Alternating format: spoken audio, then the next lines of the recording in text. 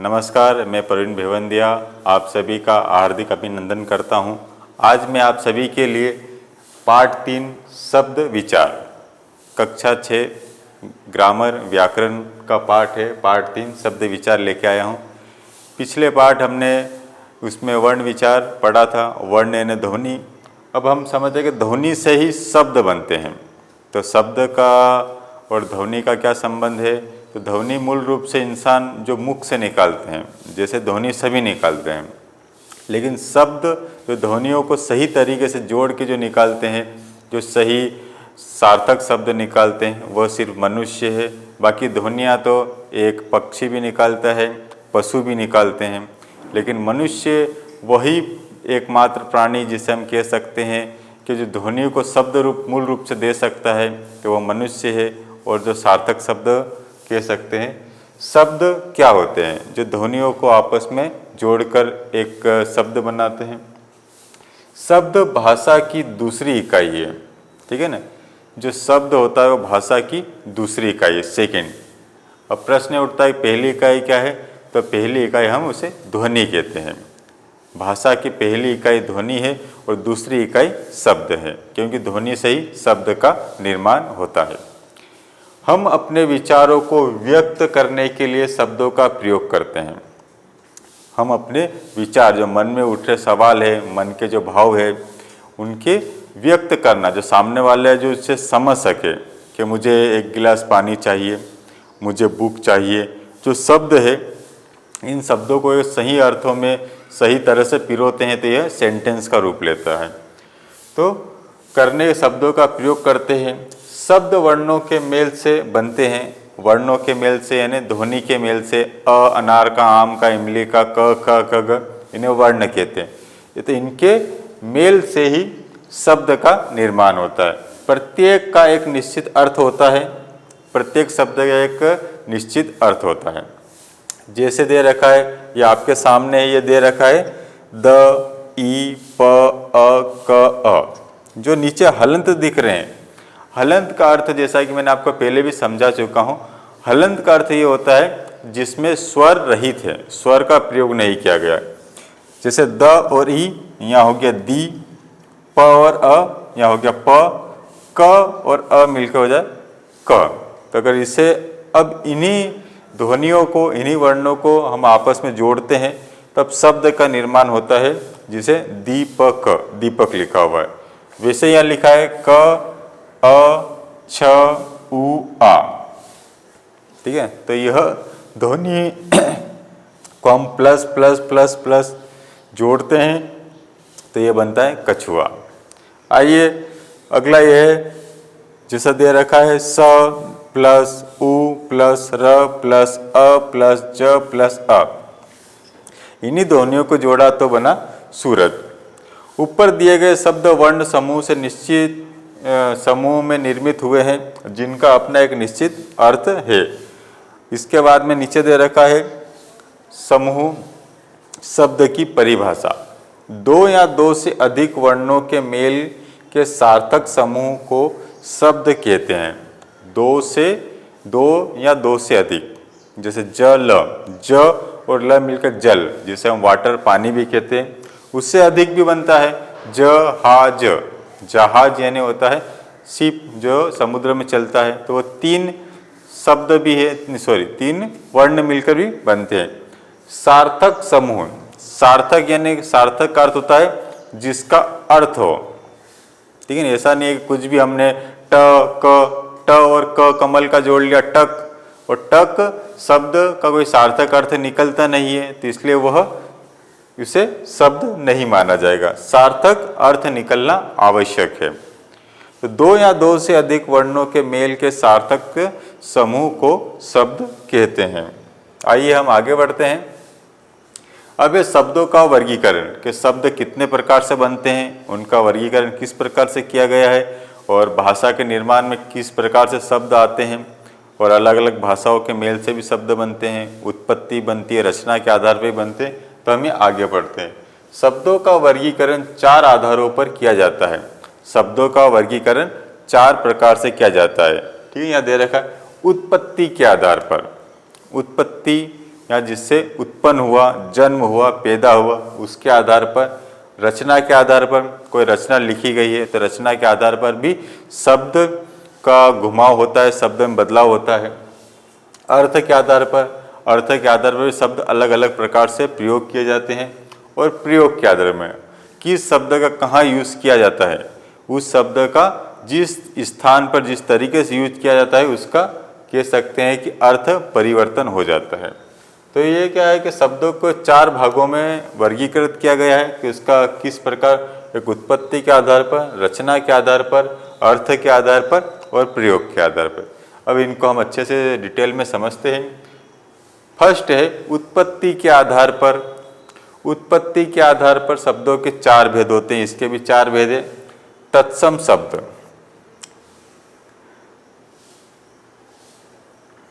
तत्सम शब्द, तद्भव शब्द, देशज शब्द और विदेशी शब्द।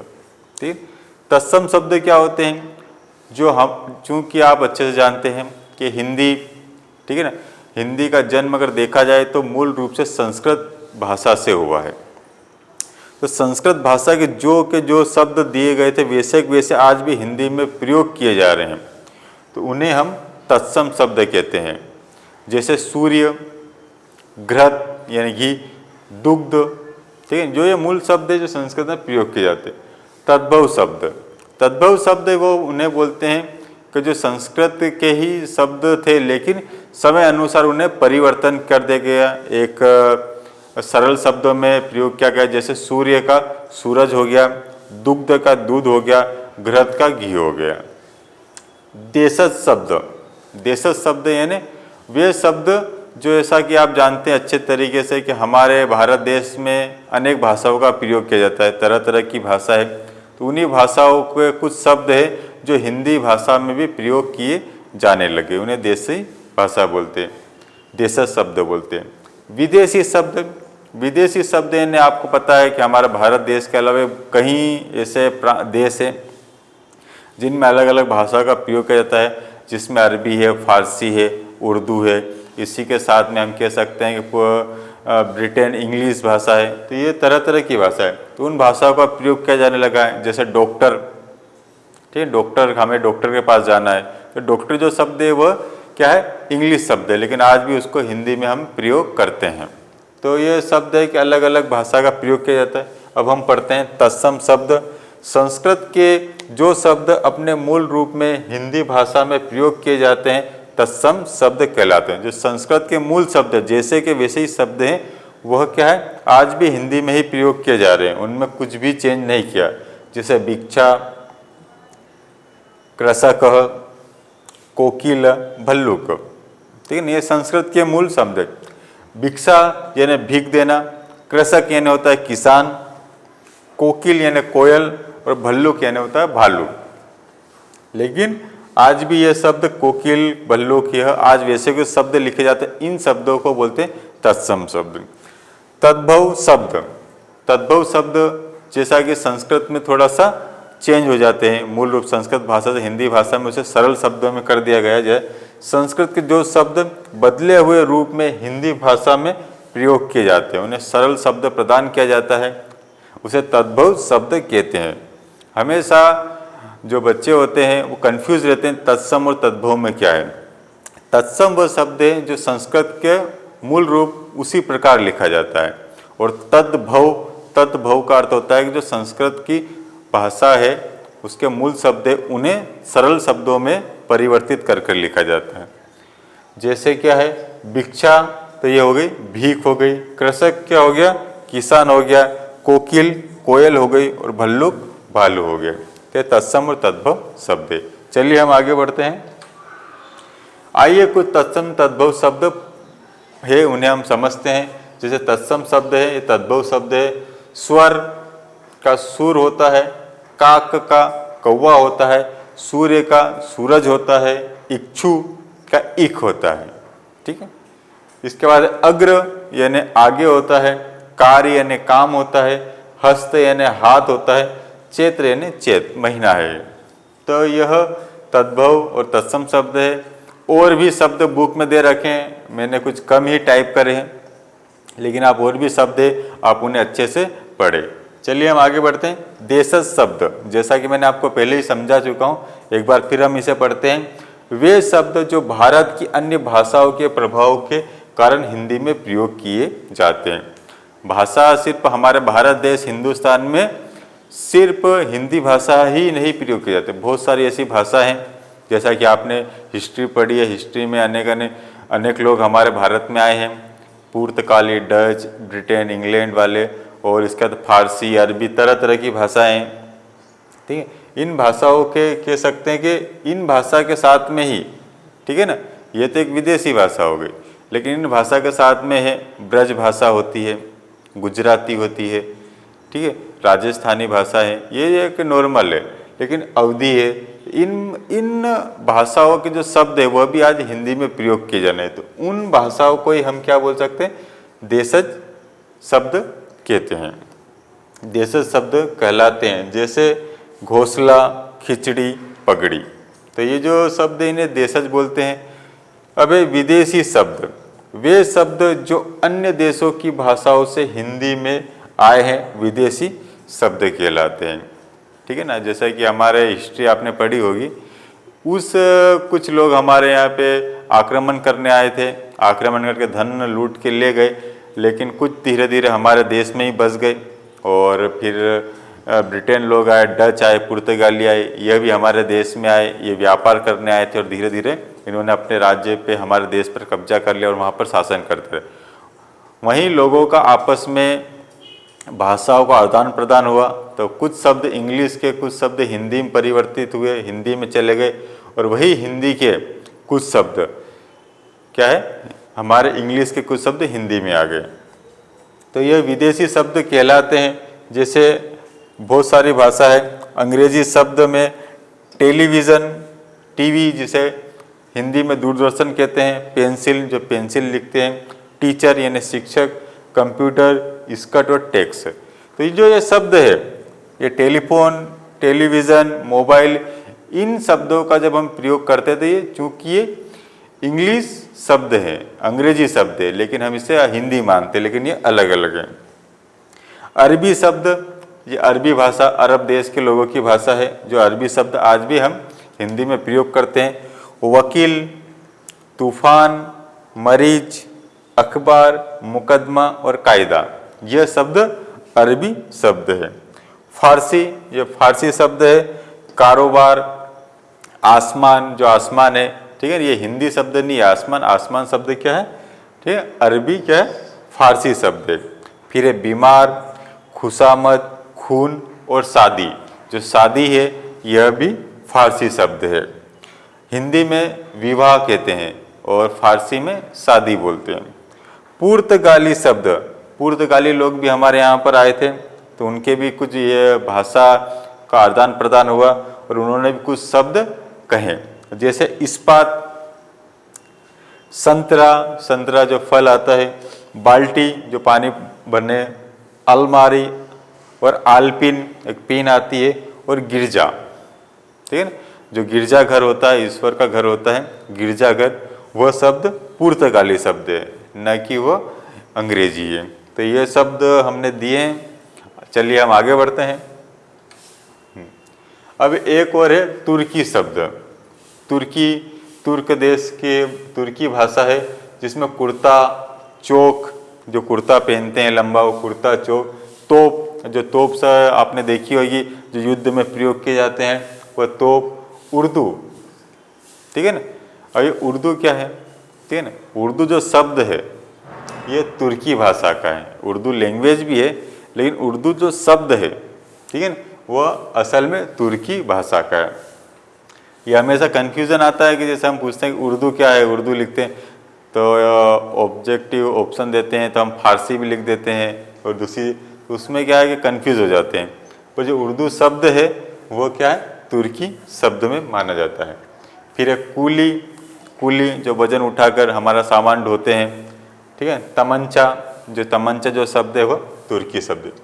अगला है रचना के आधार पर। रचना यानी बनावट के आधार पर शब्दों के तीन भेद होते हैं कि शब्द कितने प्रकार से बनते हैं। कितने प्रकार से उनसे रचना की जाती है, उनके 3 है, रूढ़ शब्द, यौगिक शब्द और योग रूढ़ शब्द।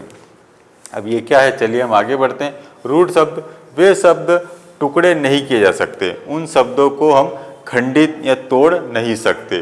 टुकड़े कर भी दिए जाए तो उनका कोई भी अर्थ, निश्चित अर्थ नहीं रह जाएगा।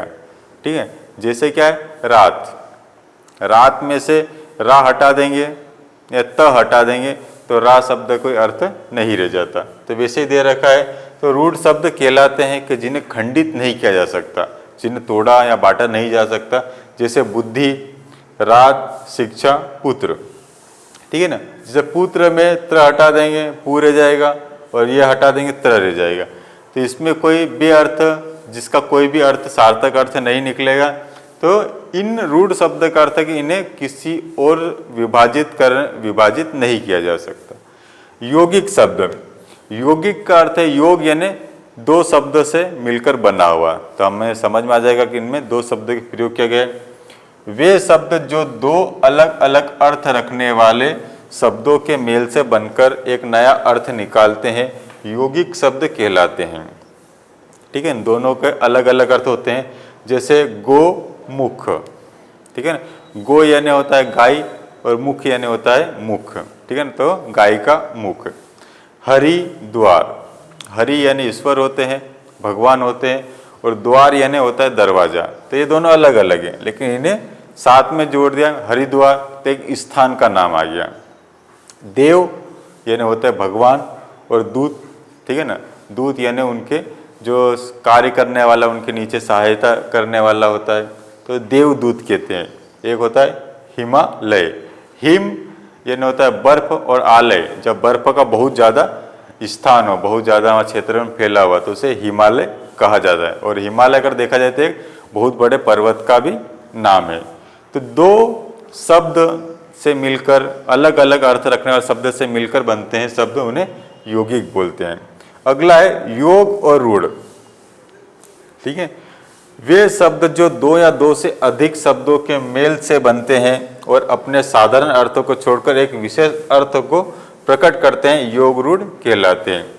कि योग रूढ़ वो शब्द है जो 2 अलग अलग शब्दों से मिलकर बनेंगे तो सही, लेकिन वह अर्थ प्रकट न करके कोई तीसरा अर्थ प्रकट करेंगे। जैसे पीतांबर, पीत और अंबर, ये दोनों अलग अलग शब्द है। पीतांबर मिला, पीले हैं अंबर जिसके। पीतांबर का अर्थ क्या होता है कि जिसके कपड़े, अंबर यानी होता है कपड़े, वस्त्र, जिसके कपड़े क्या पीले हैं। तो कपड़े पीले कौन है, तो श्री कृष्ण भगवान के जो वस्त्र वो पीले हैं, तो उन्हीं को हम पीतांबर बोलते हैं, जो पीले वस्त्र धारण करते थे, जिसके कारण उनका नाम पीतांबर भी पड़ा और श्री कृष्ण भगवान है। लंबोदर, लंबा उदर, ठीक है ना, उदर यानी होता है पेट, जो हमारा पेट होता है, जिसका लंबा है, जिसका बड़ा है। तो बड़ा पेट किसका है, तो एक ही ईश्वर का कह सकते हैं कि जो गणेश जी। लंबा है उदर जिसका अर्थात गणेश, ठीक है ना, गणेश भगवान।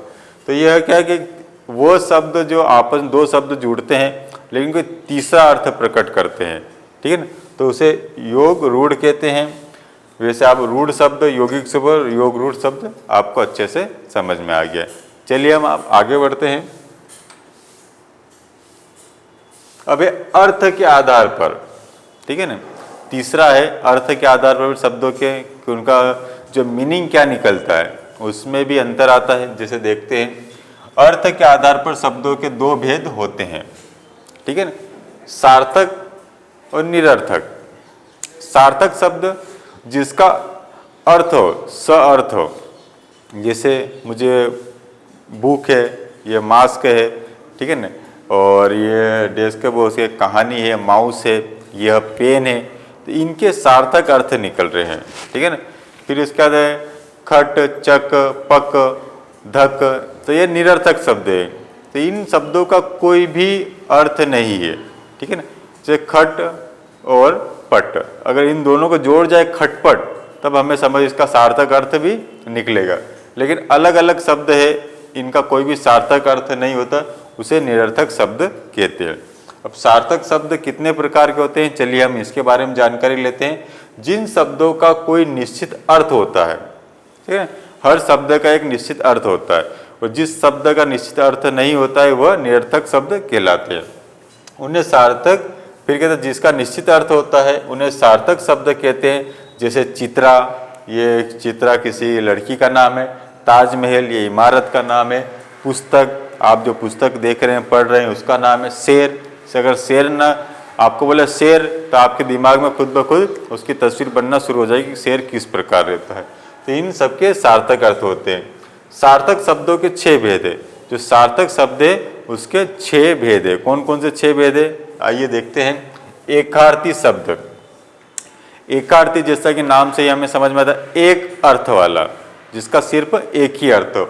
वे शब्द जिनका एक ही अर्थ होता है एकार्थी शब्द कहलाते हैं। जैसे आभूषण यानी गहना, ठीक है ना। आभूषण जैसा कि चूड़ी हो गई, फिर मंगलसूत्र हो गया, और आपके तरह तरह के अंगूठी, सोने का हार जो आभूषण होता है। कथा यानी कहानी, चंद्रमा यानी चांद। अनेकार्थी शब्द, अनेकार्थी एक ही शब्द के अनेक अर्थ हो उसे अनेकार्थी शब्द कहते हैं। वे शब्द जिनके एक से अधिक अर्थ होते हैं अनेकार्थी शब्द कहलाते हैं। जैसे दल, ठीक है ना।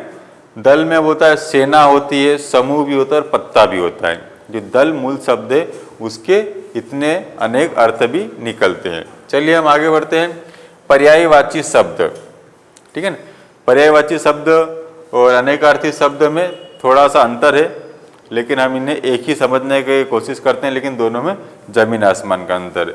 वे शब्द जो एक दूसरे का समान अर्थ प्रकट करते हैं पर्यायवाची शब्द कहलाते हैं। इन्हें समानार्थी शब्द भी कहते हैं। जैसे कमल, कमल को पंकज और जलज अरविंद, ठीक है। ये अनेकार्थी और समानार्थी शब्द भी बोलते हैं और पर्यायवाची बोलते हैं। पंकज, कमल, कमल के फूल आपने देखा होगा जो तालाब में खिलते हैं, ठीक है, उन्हें हम पंकज भी बोलते हैं।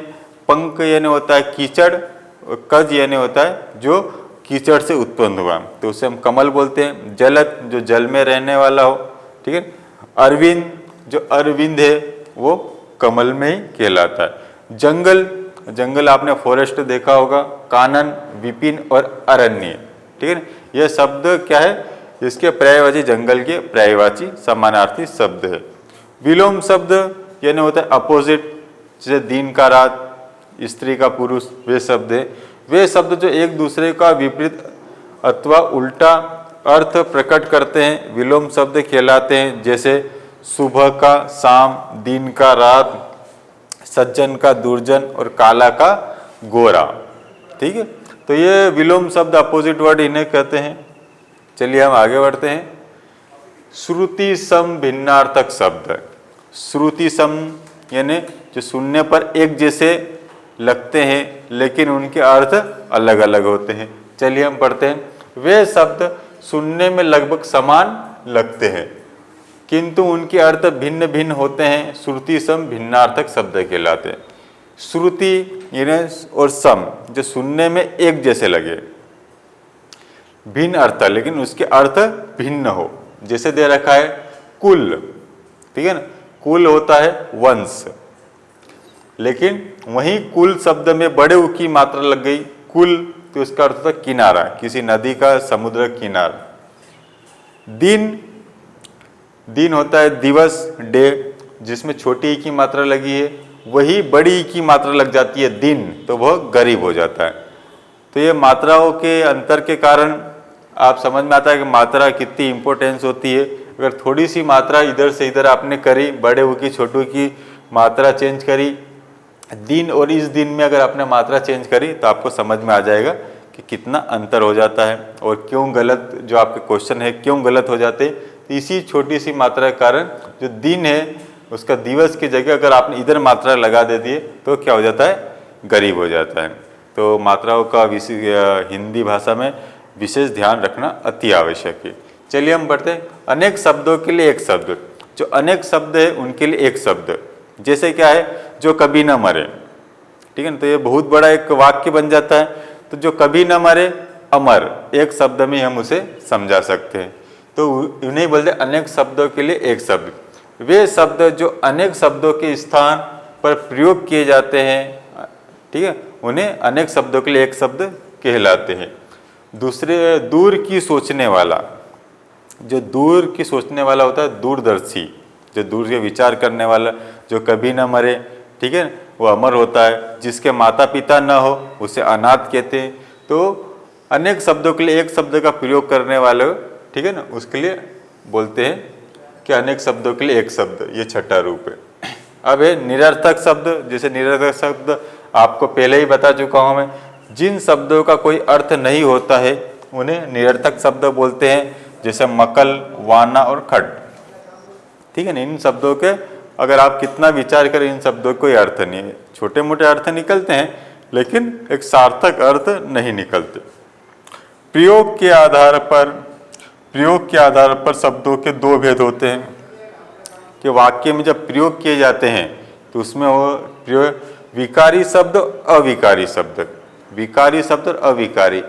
विकारी और अविकारी शब्द बहुत ही महत्वपूर्ण है। जैसे विकारी शब्द बोलते हैं वे शब्द जिनका मूल रूप लिंग, वचन, कारक और काल के कारण बदल जाता है, उन्हें विकारी शब्द कहते हैं। ये 4 प्रकार के होते हैं: संज्ञा, सर्वनाम, विशेषण और क्रिया, ठीक है। विकारी शब्द जो कहते हैं कि रूप, लिंग, वचन, कारक और काल के कारण उनमें कुछ बदलाव आ जाता है, ठीक है। जो संज्ञा, सर्वनाम, जैसे किसी का नाम है, किसी का सर्वनाम प्रयोग किया, किसी की विशेषता बताई जाती है और जहाँ पर क्रिया की जा रही है, मैं जा रहा हूँ, जा रही हूँ। विशेषता में काली है, काला है। सर्वनाम ये वह में उसमें चेंज हो जाता है। और संज्ञा में नाम में स्त्री और पुरुष लिंग में नाम में चेंज हो जाते हैं। चलिए हम आगे बढ़ते हैं। विकारी शब्द और परिवर्तित रूप। नदी, नदी चूंकि एक संज्ञा है, ठीक है ना, इसमें दे रखा है नद, नदिया और नदियों। यह वचन के कारण इनमें परिवर्तन आ जाता है। मैं सर्वनाम, में एक वचन के लिए सर्वनाम आता है मेरा, हम और हमारा, ठीक है, इसमें वचन के कारण चेंज है। अच्छा, ये विशेषण, विशेषता बताता है तो अच्छी, ठीक है ना। लड़की अगर किसी अच्छी लड़की है तो इसमें लिंग पर, और अच्छे ये वचन के कारण परिवर्तन हो गया। अब ये क्रिया, खाएगा, खाएगी, ठीक है। खाएगी मतलब किसी लिंग परिवर्तन होता है, स्त्रीलिंग में प्रयोग किया जाता है। खाएगी ये 2 वचन के लिए, और खाएंगे यानी हम सभी के लिए प्रयोग किया जाता है। तो ये विकारी शब्द है जो लिंग, वचन, कारक के अनुसार ये चेंज होते रहते हैं। अब है अविकारी शब्द। तो अविकार जब अ लग गया तो हमें कुछ सोचने पर आता है कि यह शायद उसका बिल्कुल उल्टा रूप होगा।